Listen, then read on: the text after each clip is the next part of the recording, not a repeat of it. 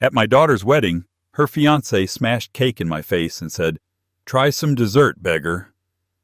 Someone shouted, "Do you even know who he is?" He didn't, but he learned when his credit card stopped working an hour later. My name is Richard Hale. I am 71. I built houses for 40 years, paid off my mortgage, and buried my wife under the maple we planted when our daughter was born. I am a grandfather to one girl with a brave smile. I live alone in a clean house that still smells like lemon oil when I open the study door. I do not raise my voice much now. I save it for things that matter. I believe in paying on time, shaking hands, and telling the truth. I have spent the last 2 years learning how quiet can be both a comfort and a knife. Tonight it felt like both. The frosting hit like a wet slap. Vanilla and sugar smeared up my nose and into my eyelashes. The room laughed. His friends laughed the loudest. There was a phone camera in my face, close enough that I could see my own eye in the little glass circle. I could have said something right then. Instead, I took a linen napkin from the table and wiped my cheek. I kept my steps small so I would not slip on the cake that fell to the floor. My daughter stood beside him, holding a silver server. She did not look at me. She stared at the cake like it was a problem she could not solve. "Lighten up, old man," he said, grinning at the room. "It's a joke." It did not feel like a joke. It felt like a line being drawn. I put the napkin down and reached under my shirt, touched the chain around my neck. My wife's ring rested there, warm against my skin. It steadied me. I nodded once. I did not give him my anger. A violinist near the bandstand stopped mid-note. He watched me with his bow raised, as if he was waiting for a cue that would tell him what kind of night this would be. I lifted my water glass and took a slow drink. The sugar in my nose tasted like a dare. My daughter cleared her throat. "Dad, you should clean up." Her voice shook on the last word. I looked at her hand. It trembled against the silver server. Her eyes were wet, but not from joy. Not fully. There was something else there. There had been little moments like that during the planning. A shadow when his jokes went too far. A tight smile when he bragged about upgrades she had never asked for. I had told myself she was tired. I had told myself love could look careless when you were young. He put an arm around her. His fingers pressed hard into the satin at her waist. The photographer told us all to laugh. I did not. I set my glass on the table, turned my head toward the restrooms, and walked. I heard someone say, "Come on, it's funny," in a high, bright voice that did not sound like anyone I knew. The bathroom was down a hallway with framed photos of couples who had married here before. Happy faces, clear eyes. I had worked on this place after the river swelled 15 years ago, reframed the west wall, set new crown along this very hallway, leveled the dance floor so brides would not tilt in their shoes. The venue manager still sends me a Christmas card that says, "Thank you for saving us." People get married here because a crew showed up in the rain and made sure they still could. I stood under the bright light over the sink and looked at the man in the mirror. He looked older with cake on his face. He looked tired in a way that sleep would not fix. I rinsed my hands and patted my face dry with a paper towel. I told myself to breathe. It was my daughter's day. I could choose peace. I could let this slide for her sake. I could. Water dripped from my chin onto my tie. I wiped it and thought of the first time I held her in the hospital and how I had promised her mother I would always let our girl feel safe. The promise felt heavy in my chest. My hands were steady when I folded the towel and placed it in the bin. I reached for the door. I chose not to make a scene. The hallway smelled like candle wax and wine. I stood to one side so a waiter could pass with a tray of champagne flutes. As he went by, I heard the fiancé in the corridor just beyond the archway, his voice bright and carrying. "Baby, this is how we do it now. None of that dusty old stuff. We're upgrading the bloodline tonight." A few men laughed. One clapped him on the shoulder. Laughter like that has a shape. It spreads in the air and tries to fill all the space. I did not let it. I stepped into the little guest lounge beside the restrooms to get out of the way. There was a tufted bench, a little table with magazines, and a chair with a rip in the arm. I did not sit. I did not want to leave frosting on someone's upholstery. I took out my handkerchief and cleaned my glasses. I could hear them still. "He'll adjust," he said, voice lower. "Once we get him settled somewhere safer, he'll thank us. He won't remember half of this anyway." There was a soft murmur I thought might be my daughter. I could not make out the words. I felt my jaw tighten. I breathed in through my nose and out through my mouth like the therapist taught me when my wife died. I stepped to the water cooler in the corner and poured a small cup. It tasted like plastic. My hand shook once, a short, stubborn tremor that comes when I am angry. It passed. I straightened my tie. The chain under my shirt slid against my skin. My wife's ring was a familiar weight. I pressed my palm against it. When I came back through the archway, a group of his friends were crowded around a table, showing each other something on a phone and snorting. One of them looked up and then straight down again when our eyes met. The violinist had started playing again, but softer now, as if he had lost faith in the song. I reached the main room just as the band finished a number. The MC made a crack about generations learning to party together. At the next table, a woman tapped her husband's sleeve and nodded toward me. "That's Mr. Hale," she whispered. "He fixed our porch after the ice storm." Across from them, a man I did not know said, "He built our cul-de-sac." My mother cried when she signed the papers. He brought her a plant for the kitchen. It was not applause. It was the low murmur people make when they recognize the shape of something steady. A server passed with an empty tray and glanced at the smear on my jacket. She opened her mouth to offer a napkin. I shook my head once, gently. It was not her job to fix this. I looked for my daughter. She stood with her maid of honor by the sweetheart table. She had her hand pressed flat against the tablecloth, as if she needed to feel something solid. Her smile was perfect for the photos. It did not reach her eyes. I walked toward her, but two of his relatives stepped in front of me, all smiles and teeth. "We need the father of the bride for the bouquet photo in 5, one of them said, taking my elbow and steering me gently away from the sweetheart table. I did not like the feel of his fingers on me. I am not a package to be moved. I pulled my elbow free. He blinked, surprised, like I had broken a rule he had written for me in his head. When you get old, people sometimes forget that you still choose. They think you drift. I do not drift. Across the room, the fiancé lifted a glass and called for attention. His voice boomed with the sound system. "To new beginnings," he said, smiling out at the sea of faces. "And to retiring some old traditions." Old. The word hung there. It was not clever. It was not kind. I felt something set in me, the way concrete sets when the air hits it. Not rage. Not yet. Something colder than anger settled in me. I stood near the coat rack, away from the lights, where the air was cooler. The velvet of the coat sleeves brushed my knuckles when I reached out to steady myself. The noise from the room was a gentle roar, like a distant river. I wanted to go home for 1 second. I wanted to sit in my kitchen where the clock ticks and the maple sways. A small hand slipped into mine. "Grandpa?" My granddaughter, Emily, looked up at me. 8 years old, hair pulled back with a blue ribbon she had picked because it matched the one my wife tied on my house key years ago.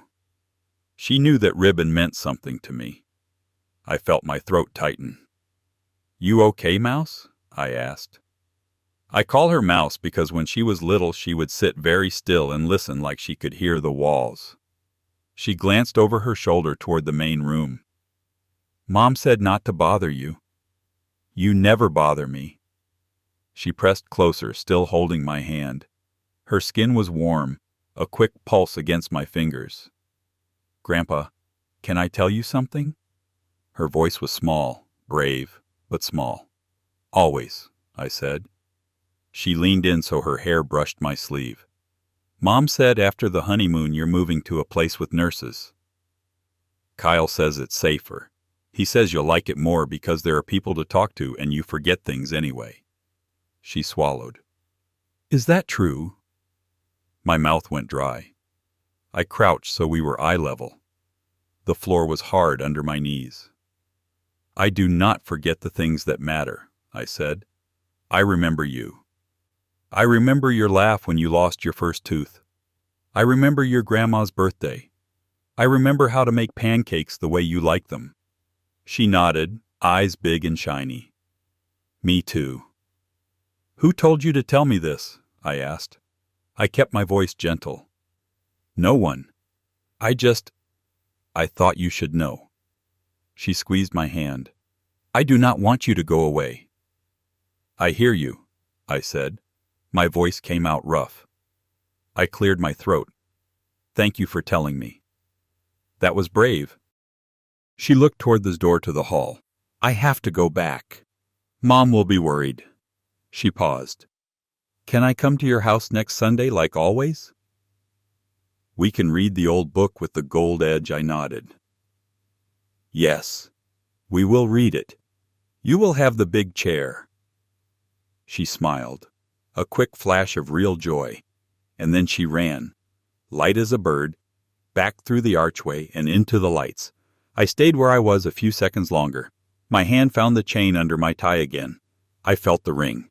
I could almost hear my wife say, "Handle this with a steady hand, Richard. Do not let anger drive the truck." I stood and felt my knees complain. I looked at the coat rack, at the rows of careful lives hanging from brass hooks, and thought about how easy it is to move a coat if it is not your own. I thought about men who make plans around other people's houses like they are pieces on a board. My jaw ached. My heart did not race. It was steady, very steady. I stepped toward the main room. The stakes had clicked into place. They planned to move me like luggage. By the time I reached the dance floor, the MC was tapping his microphone and asking for quiet. The fiancé stood by the sweetheart table with my daughter's hand in his, raised like a prize. His smile was wide and white. The room settled, all eyes on him. To new beginnings, he said again, lifting his champagne, and to retiring old traditions. He let the pause hang, waiting for the laugh. He got some. Not from me. I raised my water. To keeping promises, I said, not loud, but clear. A few heads turned. His eyes met mine across the room. Something hard flickered there, quick and mean, the kind of look you only see when someone thinks they are safe. He put his glass down and leaned into the microphone. And to making sure our elders are comfortable, he added, sweetening the sound of it. We're all about family here. Family. He made the word sound like a brand he wanted to put on my back. The band started a light tune. People shifted in their chairs. Servers moved through the tables like small boats, placing plates and refilling water. My daughter did not look at me. Her hand tightened on the linen. The silver server lay on the table where she had left it.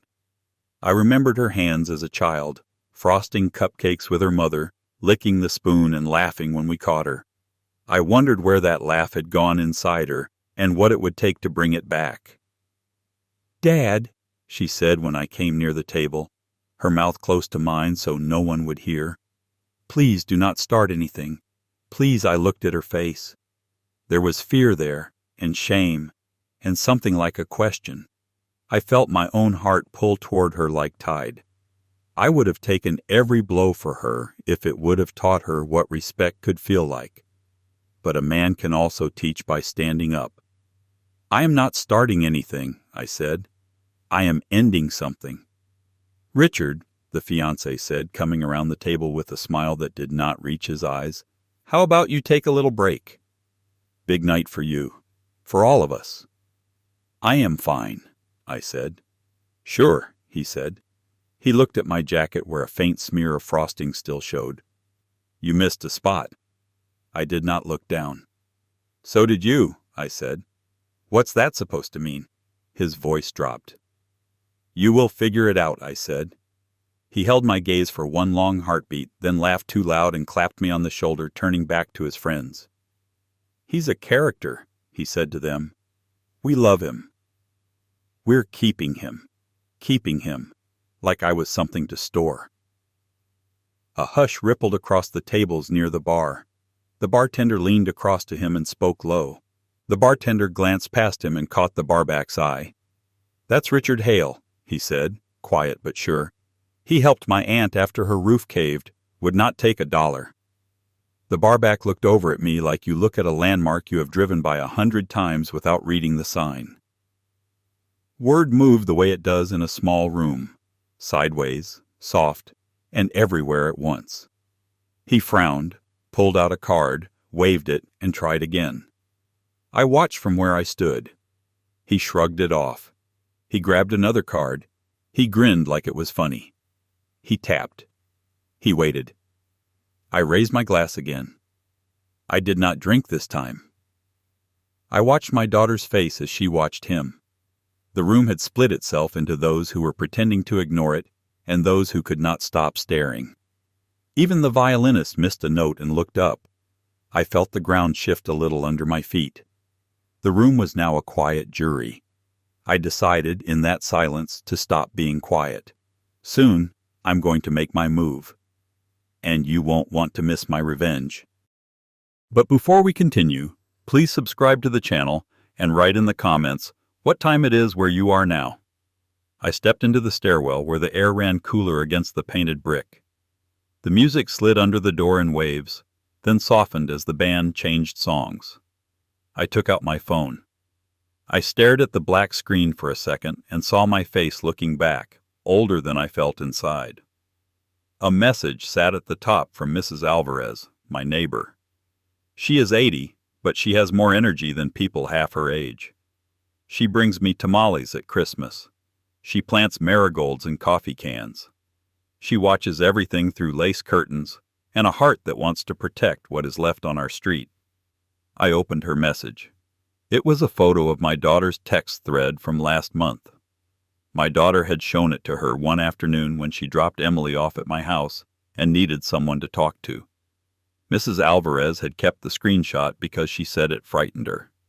She had sent it once before and apologized right after.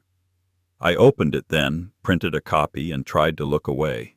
I told myself not to pry. I opened it again now. I told myself I should not pry. I scrolled past the emojis to the parts that mattered. His words sat there plain and cold. He called me the asset. He called my house the bridge. He said, "We move him fast after the wedding." He called my daughter the key. There were 2 photos attached that made my hands hurt. One was a picture of my porch from the street with the note, "Old Man's Museum." The other was my mailbox. Just a mailbox, but it told me how he saw the world. He saw things, not people. I stared at the tiny gray bubbles, the blue replies, the time stamps that did not care if a person's heart dropped while reading them. I felt a dull pressure behind my eyes. It was not the panic I had felt after my wife's diagnosis. It was a quieter thing, a kind of sharp, simple knowing, a wall I could lean my back against. There were more messages, and some were almost funny if you were empty inside. He bragged about using my last name at a store to get a discount. He joked about listing my gold-frame prints at a yard sale for the bit. He told her to ask me for the spare key, so we do not wake him if he's napping. I looked up from the screen. The stairwell light hummed. The paint on the handrail was chipped where other hands had grabbed it. I thought about all the times I had helped my daughter move apartments when she was 20 and broke, carrying boxes upstairs, sweating through my shirt, laughing when the couch got stuck and we had to tilt it.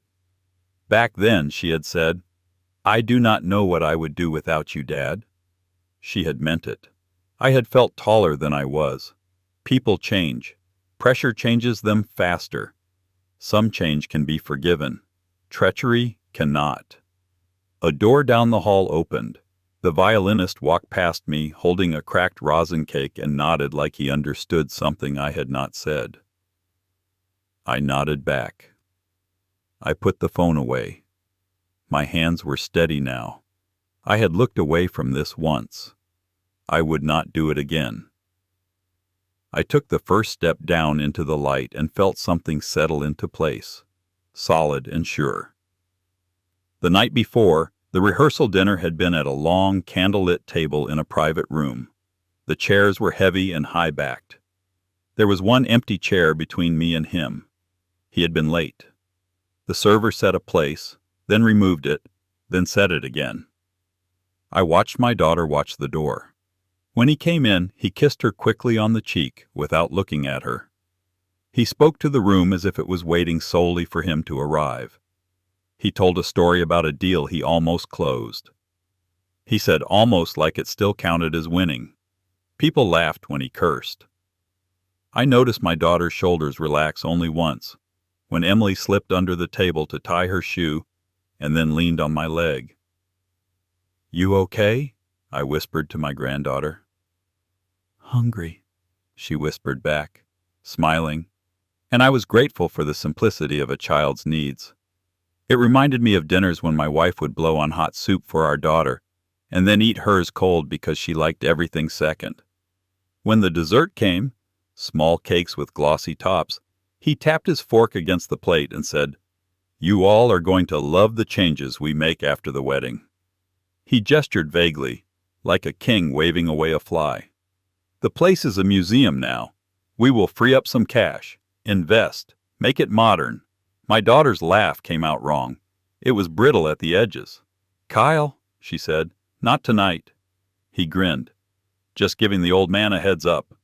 He raised his glass in my direction without looking fully at me.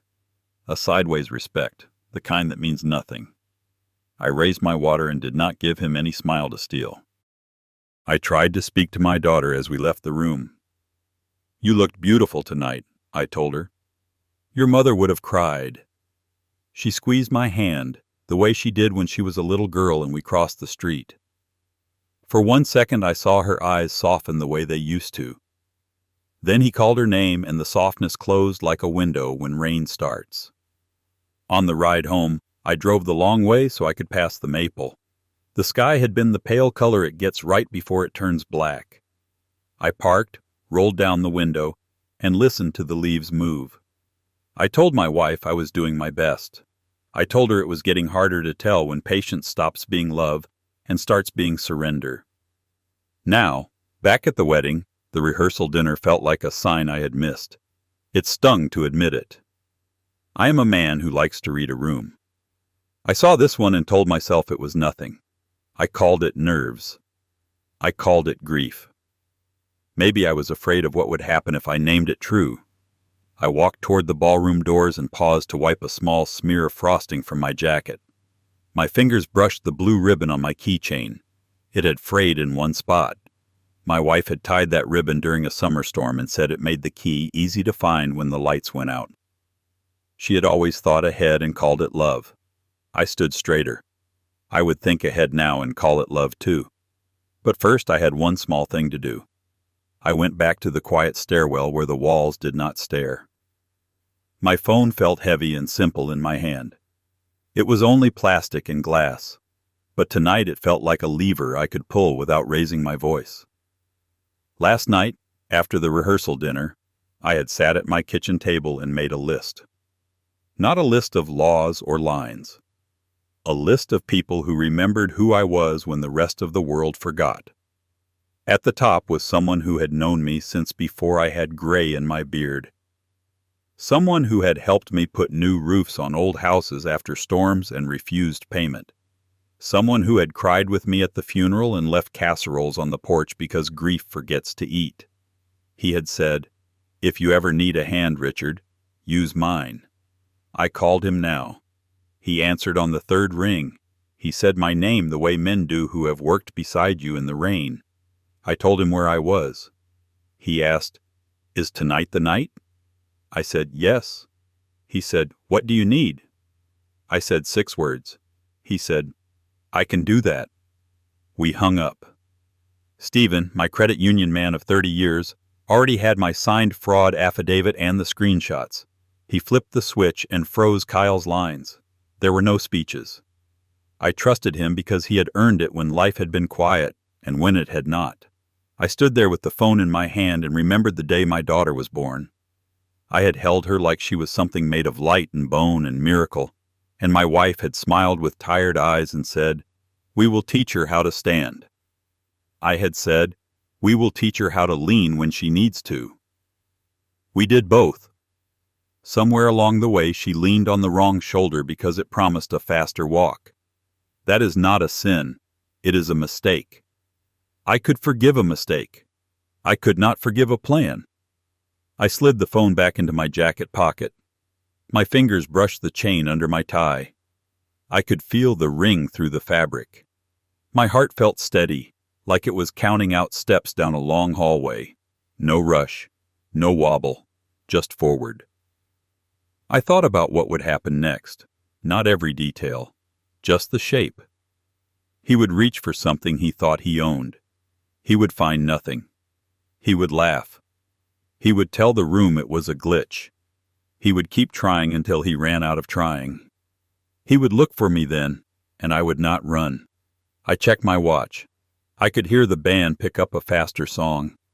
The floor would be full of people who wanted joy to win. I wanted that too.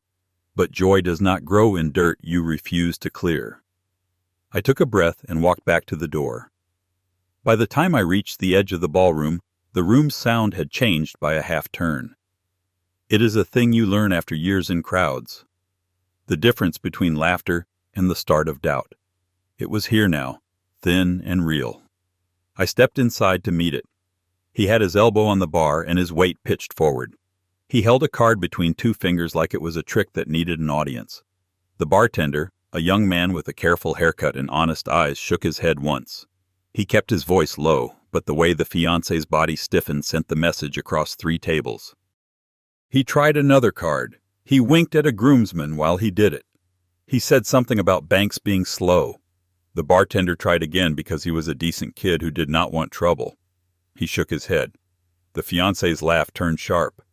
It did not sound like a joke anymore. The groomsman's smile faltered. Doubt has a way of walking up the arm from the hand.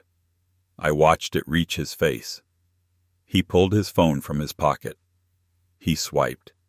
He frowned. He pressed the screen hard with his thumb, the way people do when they think pressure will force a machine to care. He looked up and over the bar and saw me. Our eyes held.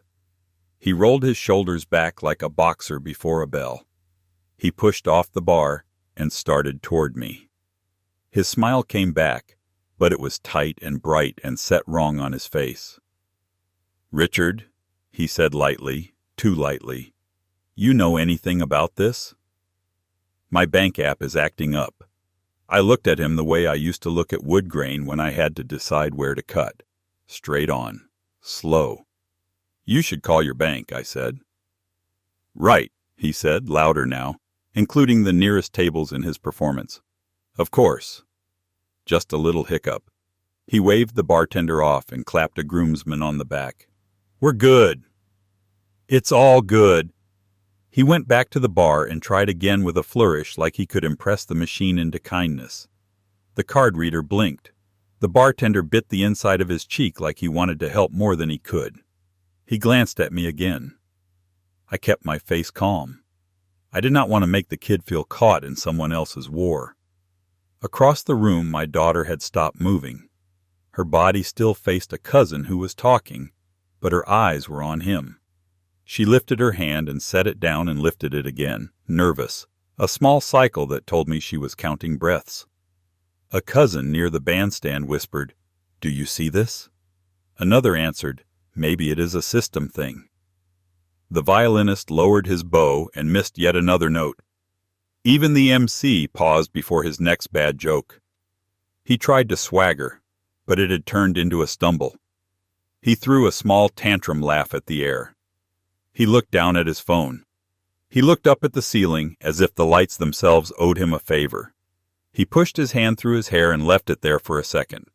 His face had gone a shade paler that showed under the tan he sprays on before big days. He turned to me again, faster this time, the smile gone.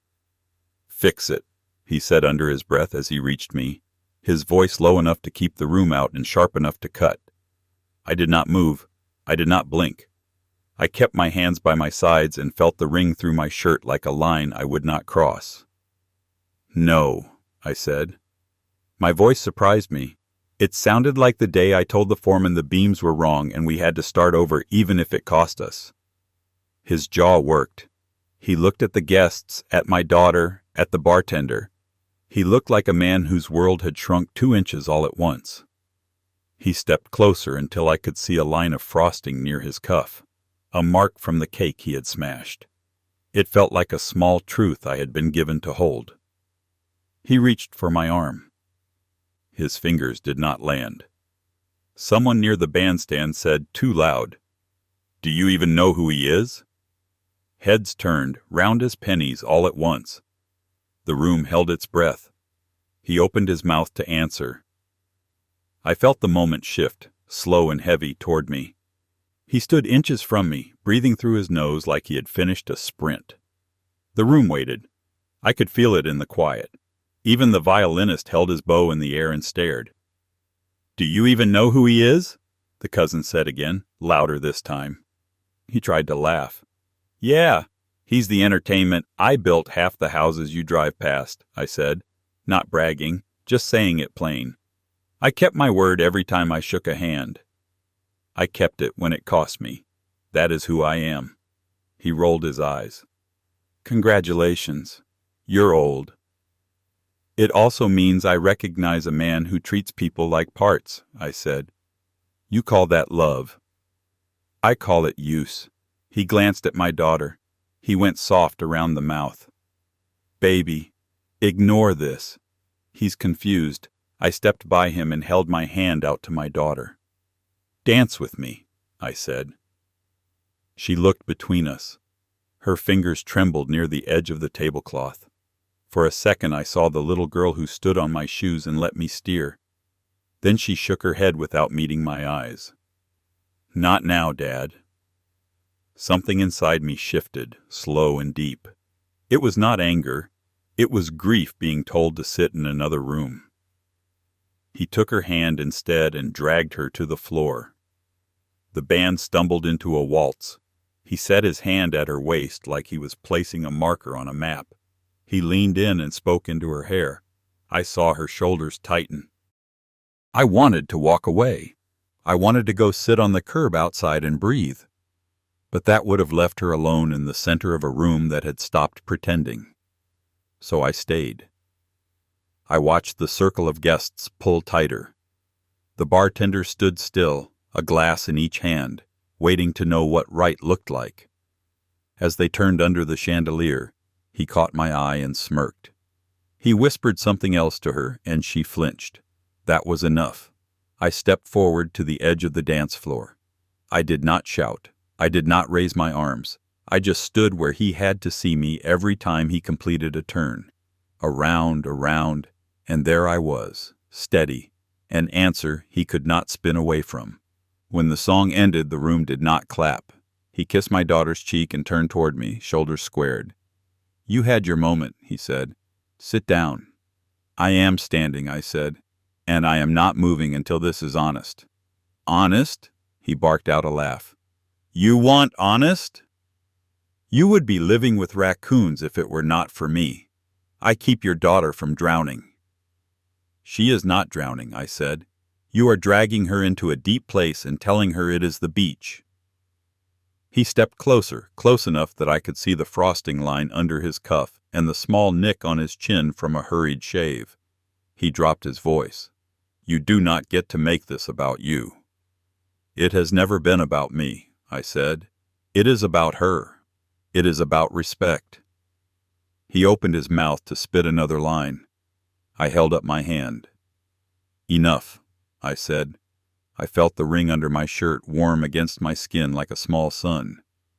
"We are going to tell the truth now."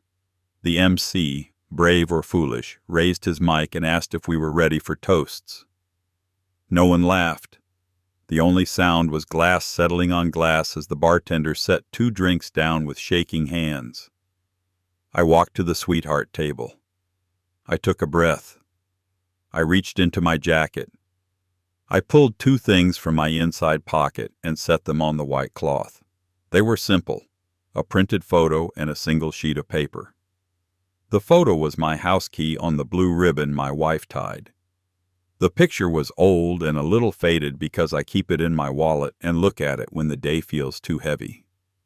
The paper was a copy of his own messages, plain black letters on white, where he called me the asset, my home the bridge, and my daughter the key. No commentary, no highlights, just the words as he wrote them. My daughter's hand went to her mouth. She reached out and touched the corner of the paper with her fingertips like it might burn. She read silently. Her eyes moved faster, then slowed, then stopped. She looked up at him. Her face had gone gray under the makeup. "Kyle," she said. One word. It filled the room. He laughed too loud. "Fake," he said. He looked at his friends. "It is made up. He is making this up." Mrs. Alvarez had always said, "Truth has a weight you can feel in your hands. It is heavier than lies." My daughter felt that weight now. She shook her head once. "This is your number," she said. "This is your photo of his porch. You sent this to me." He held his arms wide like a man in a cheap drama. "It was a joke," he said. "Baby, come on. We joke." He tried to take her hand. She pulled it back like the touch hurt. The cousin near the bandstand said again, voice low and firm, "Do you even know who he is?" She did not point at me. She pointed at him. A ripple went through the room, the kind that does not need sound to travel. Faces turned, not to me, but toward memory. Half the people here had walked through doors I'd built, sat beneath roofs my hands had steadied. The venue manager's eyes widened. She whispered to a server, "He's the one who saved this place after the flood." Someone else nodded, a quiet echo. "He fixed our foundation when no one else would." The hum grew, low and certain, until even the bartender's stillness said it plain. The man who had been treated like a relic was, in that moment, the reason the town still stood. He turned on the cousin. "I know exactly who I am," he snapped. "I am the one who is going to take care of this family. I am the one making moves. You called my house a museum," I said. "You said you would sell the frames on my wall for the bit. You said you would move me fast." I kept my voice calm. I wanted every word to stand up on its own. "Because you need help," he said. His jaw was tight. He tapped the paper with a finger. "Look at him." He barely made it to the bathroom without getting lost. I took a step closer. "I get lost in grief sometimes," I said, "not in hallways. I also know where I put every tool I own. I know which trees need pruning and when. I know my granddaughter likes blueberries in her pancakes, not chocolate chips. I know what you do when you think no one is watching." "Do not talk to me about pancakes," he said, and for the first time his voice cracked. "This is real life. It is numbers. It is time. It is the future. You are stuck. I am anchored," I said. "There is a difference." He stared at me like I had spoken a language he resented. He reached out and tried to slide the paper off the table. I placed 2 fingers on the edge and held it steady. He pulled. It did not move. Small gasps rose from the nearest chairs. He let go and stepped back, shaking his hand as if it had been burned. My daughter turned to me. "Why did you bring this?" she whispered. It was not accusation. It was a plea. "Because I loved your mother," I said. "Because I promised her you would know the truth if it ever tried to hide." He made a sound like a scoff and a snarl. "You two deserve each other," he said. "You are both sentimental. You will drown together in your little stories." The violinist put his bow down. That is not how drowning works, he said softly, surprising himself. And the room. A few people almost smiled. Most did not. I picked up the photo of the key and the ribbon. I held it up so my daughter could see. This is the life we built, I said quietly. It is not a bridge you sell. She looked at the ribbon and started to cry. He lunged again, fast, reaching for the paper and the photo like a child snatching a toy. I stepped back a half-inch and he caught only the cloth. The silverware rattled. The MC flinched and lowered his mic. The bartender set his towel down and watched with his jaw tight. "This is abuse," he said, pointing at me in that grand way he had when he knew he was losing ground. "He is trying to ruin our wedding because he cannot stand change." "I am trying to stop harm," I said. "That is different." "You think he is noble," he shouted at the room, "because he is old and talks slow and wears his wife's ring like a prop." I did not let him finish. "Do not say her name," I said, and my voice did not rise, but something in it moved the air. He shut his mouth and took a step back. He tried for charm. It came out sour. "Look," he said to my daughter, palms open, "we have plans. We will make your father comfortable. We will bring in help. He will have people to talk to. It will be easier for everyone." "For you," I said. "For her," he shot back, turning his back on me like I did not exist. "You do not want to be stuck babysitting an old man. You want a life. I am giving you that. You are giving me a cage," she said, and her voice was barely more than air. I did not see it. I see it now. He laughed, mean and small. "You think he will save you? He will die, and you will be alone with bills and dust." I set the photo on the table again, and beside it I placed the house key itself, on its blue ribbon, which I had carried in my pocket because I do not trust coat racks. Metal on linen made a clean, small sound. Everyone heard it. "This is what I have," I said. "Not a fortune. Not a company with a big name, a home, a few acres of maple shade, a chair where a child can read, a grave where I talk to my wife when I do not know what to do, and a promise I made to both of them." He stared at the key like it was nothing. "Cute," he said. "It is enough," I said. My daughter reached for the key. Her hand hovered, then settled. She ran her thumb over the frayed place in the ribbon, the spot my wife had tied with a double knot during a summer storm. Her mouth trembled. "Is this what you wanted?" she asked him. "To take this and sell it for cash?" He did not answer. He looked at the room instead, at their faces, and I watched him count which ones might still be on his side. It is what men like him do when truth hits them. They do not reach for the truth. They reach for an angle. "Tell them," she said, and her voice had changed. It had weight now. "Tell them you called my father the asset. Tell them you called me the key. Tell them you stood outside the house he built and sent me a photo and said, 'Bridge.'" Silence. The kind that makes your own heartbeat sound loud. He opened his mouth. He shut it. He settled on the oldest trick he had. He smiled. "Baby," he said, "you are being emotional." "Good," she said. "I am a person." He blinked, thrown. He had never heard her talk like that. He looked at me. "You did this," he said. "You turned her against me." "She turned toward herself," I said. "I only turned on the light." He grabbed my wrist then. Not hard, not gentle. A mean grip from a man who wants the world to be softer than it is. "Fix this," he hissed. "Turn it back on. Make the calls. Do whatever you did." I looked at his hand. I looked at his face. I set my other hand on his knuckles and peeled his fingers off me one by one, slow and sure. "No," I said. "You did this." He laughed, thin as foil. "You think you can embarrass me? Here? Today?" He gestured toward the room. "They will forget this by dessert." They will not, the bartender said, and it surprised me how steady his voice was. I will not. A murmur rolled around us. People shifted. A chair scraped. Someone stifled a sob.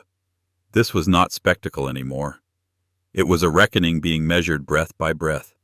He tried one more angle. He turned to my daughter and softened his tone the way men do when they want to sound like safety while they are building a trap. I love you, he said. This is noise. We are bigger than this. She looked at the ribbon between her fingers. You love the life you think you can take, she said.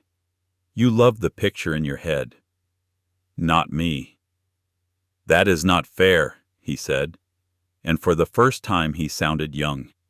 He sounded like a boy with empty pockets and a story he had told himself too many times. You do not know what I came from. You do not know what it took to get here. Then tell me, she said softly. Tell me now. He stared past us at some spot on the far wall. My father left when I was 9, he said. My mother worked nights. I stole from vending machines to eat. I did not have keys. I had locks. He swallowed. I swore I would never be small again. I nodded once. I could honor the boy. I could not excuse the man he had chosen to be. You could have built, I said. Instead you decided to take. He snapped back to anger like a spring released. Whatever. You are all so noble. Enjoy your nobility. He turned, grabbed for a glass and tossed back the drink like he was the one who needed steadying. He set it down too hard. It cracked. Liquor bled into the cloth. My daughter lifted her chin. Kyle, she said, steady now, I cannot walk into a life where my father is a thing we sell so you can feel big. He stared at her like she had pulled a rug he was sure was nailed down. He looked at his friends. They looked at the floor. He looked at the door. A man who has always had a way out will always check where it is. You will regret this, he said. I already do, she said. He laughed one last time, a flat sound that did not reach anyone. Fine. You want to pick him? Pick him. See where that gets you. He pointed at me like he was pointing at a stain. You will end up in that museum, dusting frames, waiting for the maple to die. The maple outlives men who do not water what matters, I said. He sneered. Poetry, he said, and walked toward the exit with 2 groomsmen in his wake, their steps unsure. At the threshold he turned. Good luck paying for all this, he said, trying to throw one last hook. We will manage, I said. We always have. He was gone. The door side closed. The room exhaled. I felt my legs shake once and then steady. I picked up the key and slid it back into my pocket. I folded the paper, tucked it away, and stood still with my daughter in the noise that was not noise anymore. It was relief and grief fighting in the same small space. She leaned into me for the first time all night. Dad, she whispered, what do we do now? We stand, I said, and then we walk. Behind us, the band started a song that was not on any list. The violinist played it soft and true. The bartender wiped the cracked glass and set it aside. The cousin near the bandstand nodded like a judge who had heard enough and reached a verdict. This was not the end. It was the middle, where justice begins to work. The room held steady after he left, like a ship righting itself. My daughter stood beside me with the key ribbon in her hand and the paper on the table. Her mascara had smudged at the corners, but her eyes were clear. I can fix this for you, I said low. Not the past. Tonight. We can stop now. I will get the car. We will go home. She looked at the dance floor, then at the door where he had disappeared. What about the deposits? The people? People will understand, I said.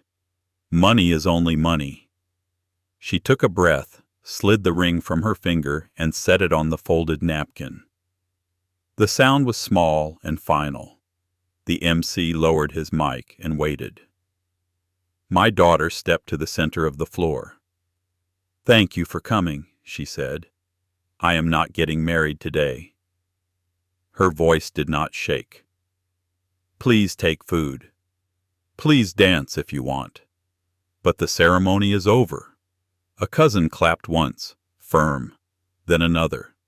The room did not cheer. It held her, the way decent people do when someone chooses the hard right. She came back to me and pressed the key ribbon into my palm. "Let's go home," she said. We walked out together. At the lobby doors, the venue manager waited, kind and brisk. "We will box meals for your guests," she said to my daughter. "No more charges tonight." She glanced at me, then back to her. "We've got you." By the bar, the bartender stacked glasses and kept an eye on the hallway in case anyone came back loud. He caught my eye. "She's okay," he said, like a promise. We passed the gift table. Someone righted a tipped card box and patted my daughter's shoulder as if to say, "You did the brave thing." Her maid of honor brought a shawl and wrapped it around her. "I'm driving you," she said. "No arguing." Near the coat check, 2 groomsmen scrolled through their phones, whispering. One of them said, "He's blowing up the group chat." The other shook his head. "Not our problem." The cousin by the bandstand came to the door and handed my daughter her bouquet. "You forgot this," she said, gentle as a nurse. My daughter took it and laughed once, short like a hiccup of relief. Outside, the night felt cool and useful. We walked to my truck. The maple leaves on my tie brushed the fabric when I turned the key. My daughter buckled in, wiped her eyes with the heel of her hand, and stared straight ahead. "Forward," she said. By morning, the quiet had spread. My phone buzzed only once. It was a message from the cousin. A photo of him sitting alone in the hotel bar in yesterday's tux shirt, no jacket, staring at his dead phone like it had betrayed him. "He tried to hand my card to the desk," she wrote. "They said no." He called me once that afternoon. I answered on the porch. "Put her on," he said. The edge was gone from his voice. It was all scrape. "We can fix this."